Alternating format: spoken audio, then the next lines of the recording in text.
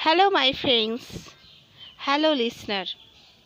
मैंने एक चैनल खोला है। मैंने इस चैनल पे बिल्कुल नई आई हूँ। अगर आप लोगों ने मेरा सपोर्ट किया तो मेरे लिए मैं आप सब पे बहुत बहुत आभारी रहूँगी।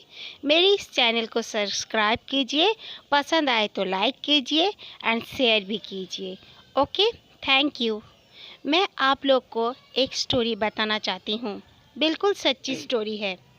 आप लोग मेरे चैनल में अपना स्टोरीज़ शेयर भी कर सकते हैं, बट उससे पहले मैं अपने घर की ही एक स्टोरी बताना आपको चाहती हूँ। मेरे घर के भी ऐसे कई लोगों के साथ कई इंसिडेंट हो चुके हैं जिसे मैं उस सामने लाना चाहती हूँ। ये स्टोरी है मेरी मॉम की। मेरी मॉम उस समय का है जब मेरा छोटा भाई तब मेरी मॉम के पेट में था, यानी मेरी मॉम तब प्रेग्नेंट थी। हम लोग छोटे छोटे हुआ करते थे तब। मेरे पापा बहुत ज़्यादा बाहर बाहर तब उनका काम रहता था। उनका जॉब ही ऐसे था कि वो बाहर जाया करते थे, कभी पुणे कभी मुंबई, बहुत ही बाहर उनका रहना होता था। मेरे मॉम के पास मेरी ग्रैंड मॉम रहा करती थी और हमारे दो सर्वेंट भी हमारे साथ ही रहा करते थे। एक बार क्या हुआ, मेरी ग्रैंड मॉम को अपनी बेटी के घर जाना था, इसीलिए उन्होंने कहा मैं अपने बेटी के घर जा रही हूँ। उनको अपने बेटी के घर जाना था, उसके बाद अपने भाई के घर दुर्गापुर भी जाना था। तब वो चली गई, उनको उनकी दामाद आके ले गए। तो मेरी मॉम हम चार बहन को लेके, और हम चार बहन थे, हम चार बहन को लेके, और अपने मेरे भाई तब हुआ भी नहीं था, मम्मी प्रेग्नेंट थी और दो नौकर थे। हम लोग बस रह गए। पापा को 8 महीने बाद आना था घर, उनका ट्रेनिंग चल रहा था पुणे में। तब हम सब कोई घर में जैसे नॉर्मल रहते हैं वैसे ही रह रहे थे, और उस घर में तो पहले से ही रह रहे थे, कोई प्रॉब्लम नहीं था। बट पड़ोस में हमारी एक आंटी की डेथ हो गई थी, वो भी प्रेग्नेंट में ही। वो प्रेग्नेंट थी और उनका बच्चा होने के समय में उनका अचानक से डेथ हो गया था। बट कैसे हुआ था मैं नहीं जानती, क्योंकि मैं तब ओनली 3 इयर्स की थी। उसके बाद मम्मी इधर उधर टहल रही थी। अचानक मम्मी का तबीयत ठीक नहीं लग रहा था।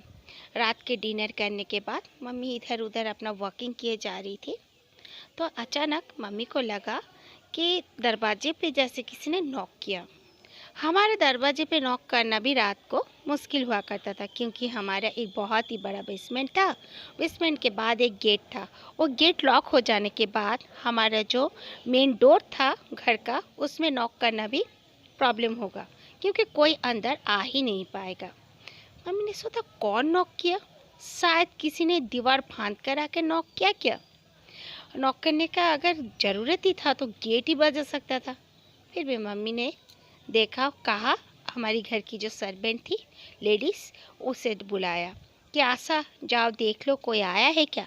तो आशा ने कहा अरे दीदी, अभी तो रात के 1:30 बज रहे हैं, अभी कौन आएगा और आप जाग क्यों रही हैं। तो मॉम ने कहा कि मेरी तबीयत ठीक नहीं लग रही है। तो उसने कहा चलिए चलिए, कोई नहीं है बाहर, आप आ जाओ सो जाओ। तो मम्मी को लेट जाने के लिए कहा। मम्मी लेट गई। मैं और मेरी छोटी बहन उसी बेड पे सो रहे थे। फिर मम्मी जब लेट गई, थोड़ा सा ही देर हुआ कि मम्मी देखती है, मतलब मम्मी का सुनने में आ रहा है कि छत में जैसे कुछ चल रहा है। बट मम्मी बोली छत में कौन चल सकता है, क्योंकि हमारे कोई स्टेयर्स ही नहीं थे छत पे जाने के लिए। क्वार्टर्स में रहते थे तब हम, बांग्लोनुमा क्वार्टर ही था, बट छत में आने का कोई हमारा रास्ता नहीं हुआ करता था। आसपास में काफ़ी घना पेड़ हुआ करता था। तो मम्मी ने फिर से सोने का कोशिश किया। फिर मम्मी सुनती है एक छोटे बच्चे का बहुत ज़ोर ज़ोर से रोने का आवाज़। और ठंड का मौसम था, तब बहुत ही ठंड पड़ी हुई थी, जनवरी का महीना था। मम्मी आवाज़ पा रही थी, उसकी मम्मी भी ओ करके उसको, मतलब बच्चे को भुला रही है।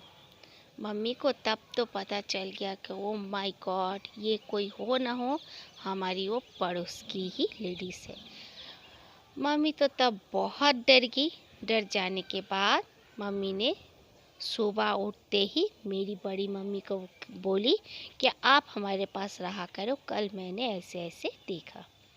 ये जो हमारी पड़ोस की जो आंटी है, इसकी कहानी और कईयों ने देखे थे। इसकी और भी काफ़ी ऐसे इंसिडेंट हैं और किसी के साथ मैं आपको बाद में बताऊंगी। आज बस इतना ही। Thank you.